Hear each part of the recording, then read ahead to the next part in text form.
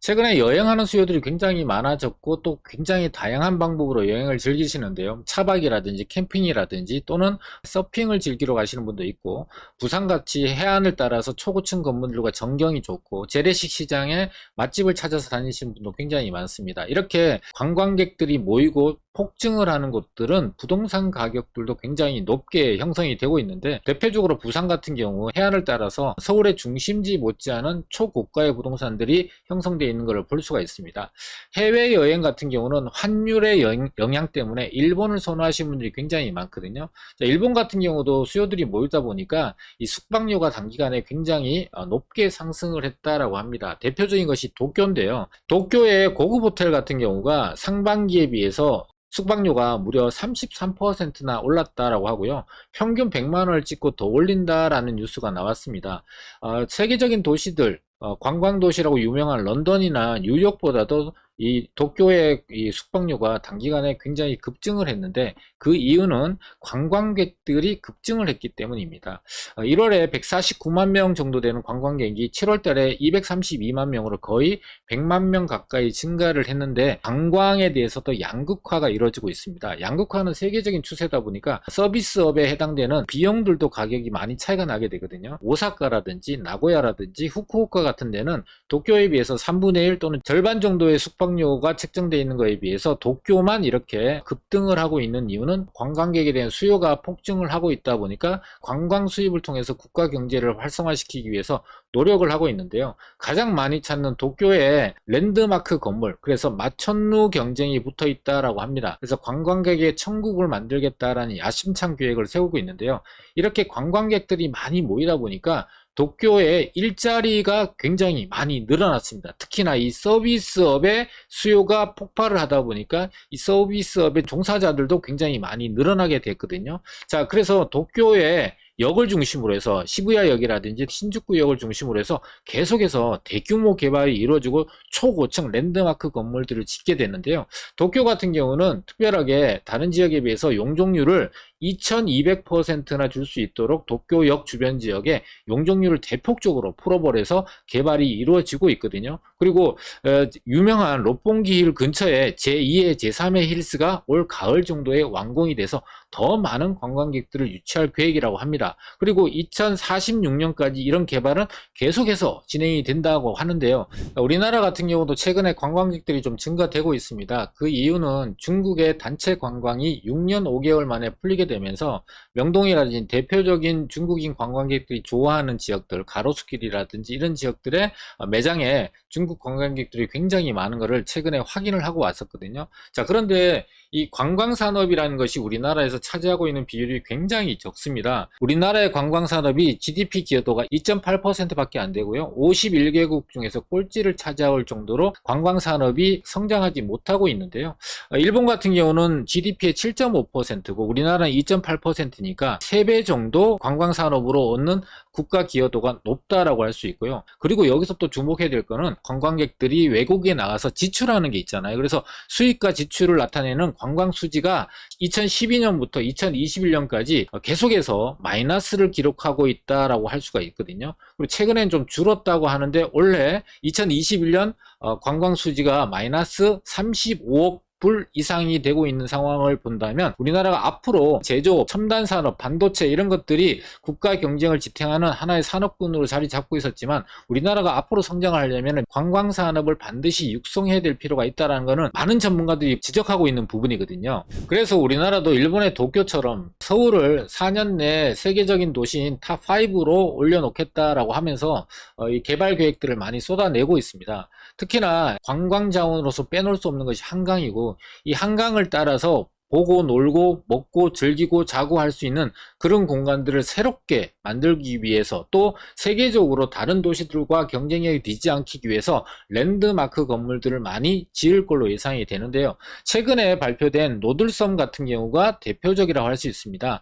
한강대교 한가운데 위치하고 있고 지금 현재는 쓸모없는 땅처럼 버려져 있는데, 이 지역을 올해 하반기에 기본계획을 수립하고 내년 하반기에 착공에 들어가서 세계적인 관광지역으로 만들겠다 있다라고 하고 있고요. 또 한강에 야경을 보거나 관광 유람선을 타고 다니다 보면 빼놓을 수 없는 것이 여의도라고 할 수 있습니다.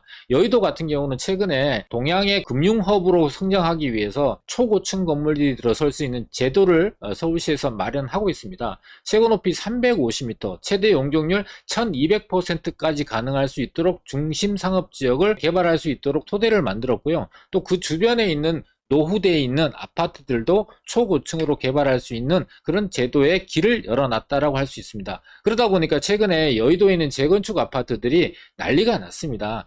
70층 이상의 스카이라인을 그리겠다. 지금 그림에 보시다시피 IFC 센터와 그 다음에 파크원 건물 같은 경우는 300m에 육박할 정도로 건물들이 이렇게 높게 서 있는 거에 비해서 아래쪽에 이 성냥갑처럼 되어 있는 곳이 50년이 넘은 아파트거든요. 주변에 있는 건물과 전혀 어울리지 않아요. 세계적인 도시들인 홍콩이라든지 싱가포르를 가게 되면은 초고층 빌딩들과 함께 주상복합 아파트들이 잘 어우러지게 되면서 도시 야경과 스카이라인을 형성하고 있는 것에 비해서 대표적인 우리나라의 금융의 중심지라고 할 수 있는 여의도의 주택 아파트들이 이 모양 이 꼴로 있다 보니까 개발을 서두를 수밖에 없고 그동안에 한 번도 줘보지 않은 초고층의 용적률을 주고 있는 상황이 됐습니다. 그래서 지금 현재 3종 일반 주거지역인 이 아파트들을 준주거지역과 상업지역인 400%에서 800%까지 개발할 수 있고 70층, 80층까지 가능할 정도로 지금 현재 획기적인 규제 완화가 이루어지고 있는 것이 현실입니다. 그러다 보니까 이 시범 아파트의 조감도라든지 광장 아파트, 한양 아파트들이 이렇게 초고층으로 개발이 되고요.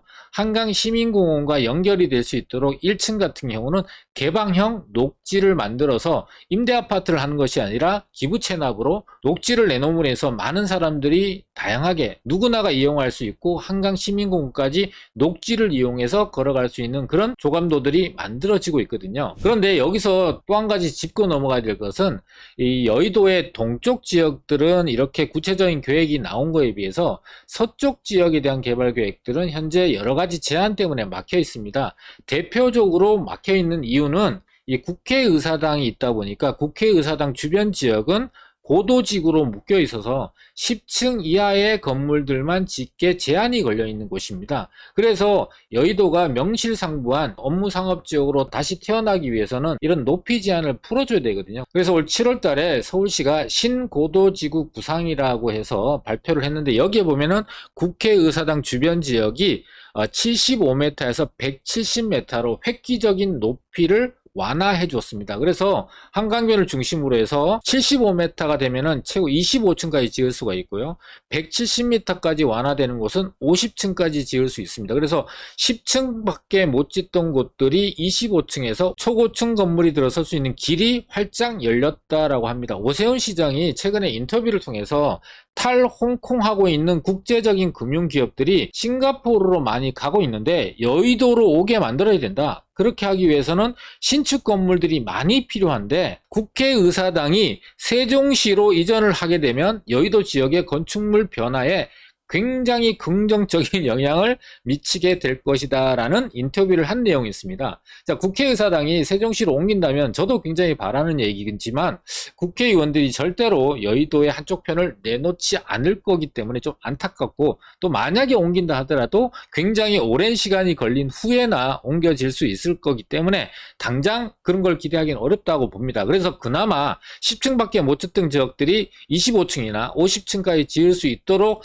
길이 열렸다는 것만으로도 굉장히 획기적인 변화라고 할 수가 있거든요. 한강변을 따라서 노후되어 있는 주거지역의 대표적인 곳이 압구정동이 있고요. 재개발의 대표라고 할 수 있는 것이 성수전략정비구역이 있죠. 그리고 잠실 5단지까지 이렇게 한강변을 따라서 병풍처럼 막혀있는 이 스카이라인을 새롭게 초고층 건물들로 새롭게 지어지게 되면서 한국을 찾는, 한강을 찾는 관광객들이 야경을 보거나 스카이라인을 봤을 때 세계적으로 유명한 템즈강이나 세느강 주변 지역에 특별한 계획을 세워서 그 지역에 여러 가지 관광 자원들을 세울 수 있도록 제도를 마련하는 것과 일맥상통하다고 할 수 있습니다. 특별한 단지에 특별한 혜택을 준다라는 그런 비판도 있겠지만 서울의 경쟁력, 미래 먹거리를 위해서도 이런 부분들은 꼭 필요한 부분이 아닌가라는 생각을 해봅니다. 자연환경인 한강을 관광자원으로 개발하는 것은 당연히 필요한 거지만요. 세계적인 도시들 중에서 맨하탄 같은 경우 허드슨 야드, 버려져 있는 쇠퇴 공간을 업무상업 초고층 건물들로 만들어서 해서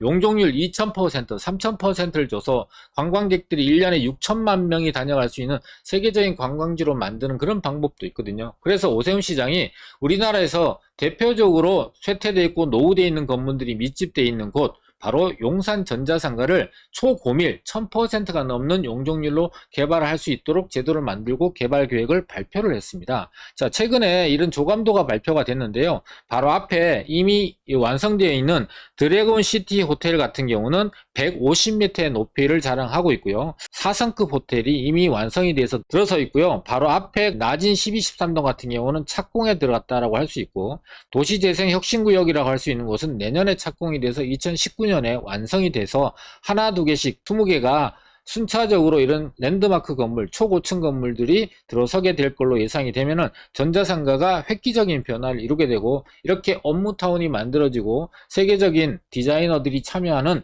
혁신적인 건물들이 들어선다면 이곳 또한 대표적인 관광지로 거듭날 수 있다라고 볼 수가 있습니다. 거기다가 바로 옆에 붙어 있는 국제 업무지구는 이거보다 훨씬 더 높은 용적률인 1700%의 개발로 이루어질 거고, 1700% 이상도 가능할 걸로 예상이 되는 이유는 입지 규제 최소 구역으로 지정이 돼서 입지가 있는데 규제를 최소화해서 법정 상한을 초과하는 용적률도 가능할 수 있도록 한다라고 합니다. 도쿄역 주변 지역 같은 경우는 2200%의 용적률로 지금 개발이 되고 있고, 맨하탄의 24개 블럭 중에서 2개 블럭은 3000%가 넘는 용적률로 개발이 되면서 그 도시 경쟁력, 세계적인 도시, 관광도시로 성장을 했다는 걸 감안한다면 이 국제 업무지구도 대한민국을 대표하는 관광자원으로서 미래 먹거리를 책임질 수 있는 대표적인 곳이라고 할 수가 있습니다. 자, 이렇게 서울의 도시 경쟁력을 높이게 되면은 서울의 부동산의 가격들은 핵심 지역을 중심으로 해서 부동산 가격이 동반해서 상승할 수밖에는 없거든요. 자, 이렇게 뭔가가 다 진행되고 나면 우리가 과거에 경험했던 그때 살 걸, 이런 후회가 남게 되거든요. 최근에 미분양들이 많이 쏟아져 나왔을 때 원래 1월 같은 경우가 서울의 아파트 가격이 최저점이었던 것을 지나고 나니까 알게 되잖아요. 그래서 지금은 미분양도 잘 고르면 대박 난다 라는 이런 아쉬움들을 토로하고 있고요. 또 그때 살 걸,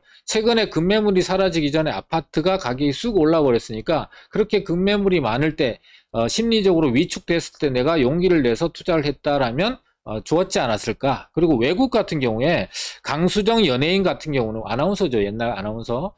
홍콩에서 살고 있는데 과거에 안 산 홍콩의 부동산을 지금은 후회한다. 왜? 그때 살 걸. 왜 그러냐니까 너무 많이 올랐다라는 겁니다. 대표적으로 관광도시인 홍콩이라든지 맨하탄 같은 경우도 그런 허드슨 야드가 개발되어 있는 초기 단계에서 또 글로벌 금융위기 당시에는 가격이 굉장히 저렴했었거든요. 그런데 지금은 넘볼 수 없는 그런 정도의 가격들로 형성이 되어 있는 것들을 지나고 나니까 확인할 수 있었잖아요. 지금 서울시가 세계적인 관광지를 꿈꾸게 되면서 한강변 주변 지역을 개발하고 있고요. 또 주요 지역, 유휴부지, 쇠퇴된 도시 공간들을 획기적인 디자인과 획기적인 용적률, 규제 완화를 통해서 개발이 이루어질 걸로 예상이 되고 있습니다. 빠르면 5년, 늦으면 10년 안에 이런 것들이 완성될 텐데, 완성됐을 때에 부동산 가격이 오르는 것이 아니죠. 완성되면서 계획이 확정되고 진행되는 그 단계별로 부동산 가격이 올라갔다라는 것은 세계적인 도시들, 그리고 우리나라의 과거 사례를 통해서도 충분히 알고 검증할 수 있습니다.